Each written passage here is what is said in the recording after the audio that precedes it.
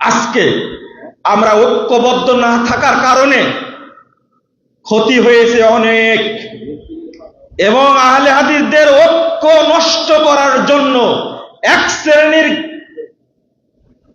কৃমিকীট বলবো চক্র আহলে হাদিসদেরকে বিভক্ত করার জন্য কাজে লাগিয়েছে। তাদের প্ল্যানটা গুটি হিসাবে কাউকে চালু করে দিয়েছে আহলে হাদিস তাদের ঐক্যবদ্ধ না হয়। একটা দিক খেয়াল করেন, আপনি বললেন গর্বের সাথে আহলে হাদিস সমাজ একটা গ্রামে সে রাজনৈতিক বিভিন্ন দলের সাথে থাকতে পারে, কিন্তু আহলে হাদিস আকীদা, আমল এবং সালাতের ব্যাপারে কি এক। আলহামদুলিল্লাহ। একটা মসজিদে যাবেন, বাংলাদেশে কোন দল নয় যে তাদের এবং প্রতিষ্ঠিত এরকম সমাজ আছে। আছে কোন পীরের আছে, কোন খানকার আছে, কোন দলের আছে? শুধু আছে কাদের? আহলুল হাদিসদের ঐক্যবদ্ধ প্রতিষ্ঠিত একটা সমাজ। কিন্তু এই সমাজে ফাটল ধরেছে। এই ফাটল থেকে আমাদেরকে কি করতে হবে?